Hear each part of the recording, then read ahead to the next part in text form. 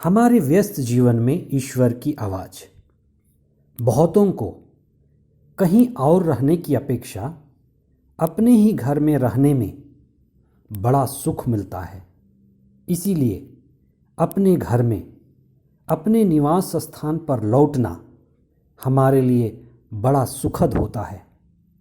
इसी तरह है प्रार्थना करना। सच्ची प्रार्थना हमारे स्वयं के अंदर होना है, खुद में होना है, खुद से मिलना और जुड़ना है। सच्ची प्रार्थना हमें पहले खुद से और बाद में ईश्वर से मिलाती है। मौन हमें आत्मा की संगति और आत्मा का अनुभव देती है।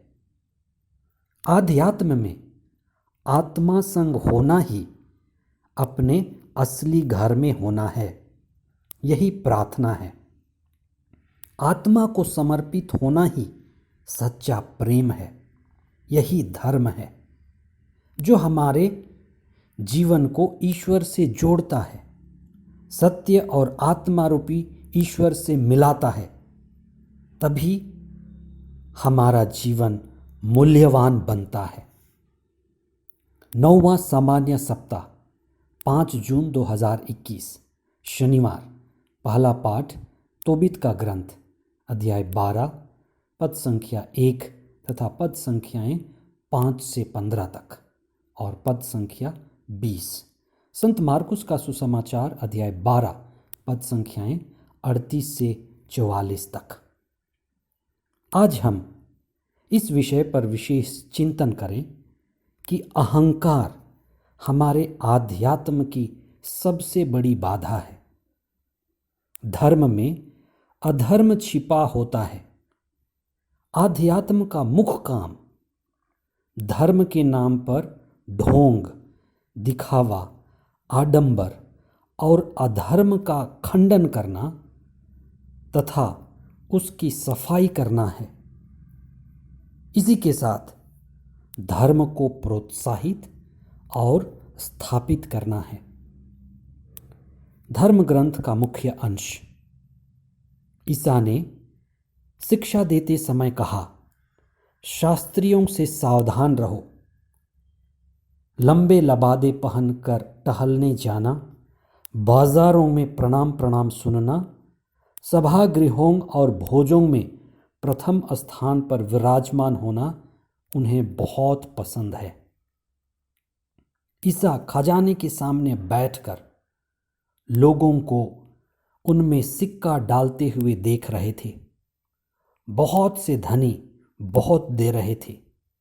एक कंगाल विधवा आई और उसने 2 अधेले अर्थात 1 पैसा डाला। ईसा ने अपने शिष्यों को बुलाकर कहा, मैं तुमसे यह कहता हूं, विधवा ने सबसे अधिक डाला है। धर्मशास्त्र और सच्चे समर्पित धर्मगुरु 2 मुख्य कार्य करते हैं। सबसे पहला तो यह कि धर्म के नाम पर चलने वाले सारे अधर्म और ढोंग का जोरदार खंडन करते हैं। आडंबर और अहंकार जो धर्म का हिस्सा नहीं है लेकिन धर्म में छिपा है, उसकी शुद्धिकरण करते हैं। तथा दूसरा काम जो आध्यात्मिक है, ईश्वर केंद्रित है और सत्य है, उसकी स्थापना करते हैं। आप देखते होंगे कि काफ़ी पढ़े लिखे लोग, समझदार लोग धर्म से नफरत करते हैं, पूजा पाठ से दूर रहना चाहते हैं। आखिर वे धर्म से क्यों नफरत करते हैं? क्यों पूजा पाठ से दूर भागना चाहते हैं? क्योंकि आज धार्मिक पहनावा, हमारे पर्व, धर्म और मेले, धार्मिक चैनल, ये खराब छवि बन गए हैं। ये सभी आधार्मिक छवि प्रस्तुत करते हैं। इनका धर्म और सत्य से कोई लेना देना नहीं है। लोग इसी अधर्म से बचना चाहते हैं। ईसा ने जो शास्त्रियों के ढोंग के बारे में कहा, वह धर्म का बिगड़ा और विकृत रूप था।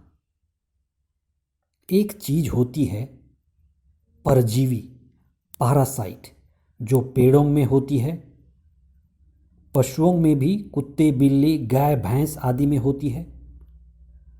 वह परजीवी पैरासाइट पेड़ों और जंतुओं में चिपक कर रहती है और उनके भोजन को, उनके आहार को अपना बनाती है, उनके भोजन छीन लेती है।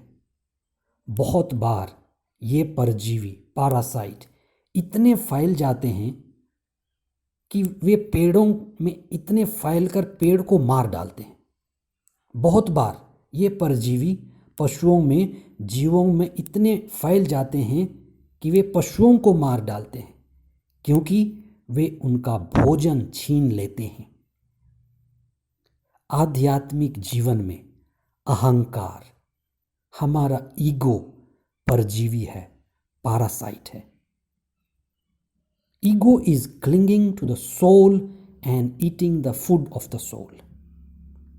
हमारी प्रार्थना रूपी आत्मा के भोजन को, प्रेम और समर्पण को अहंकार और स्वार्थ छीन लेता है और आत्मा को दबा देता है। शास्त्री स्वार्थ व अहंकार केंद्रित हैं। उनकी प्रार्थना और उनका जीवन आत्मा केंद्रित नहीं है। अहंकार के कारण उनमें ना प्रेम है, ना ही समर्पण है। उनमें खालीपन, स्वार्थ और दिखावा है, जिसको भरने के लिए वे कई कर्मकांड करते हैं। दान देने वाली विधवा सच्ची धार्मिकता की प्रतीक है। वह अहंकार रहित है, ईश्वर केंद्रित है। उसमें प्रेम और समर्पण है और सब कुछ वह ईश्वर के लिए करती है। क्रूस पर ईसा भी एक विधवा की तरह अपना सब कुछ समर्पित कर देते हैं। आइए हम विशेष प्रार्थना करें।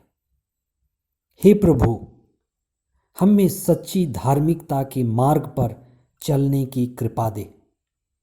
हमें स्वार्थ, ढोंग, दिखावे और अहंकार से बचने की गहरी समझ दे।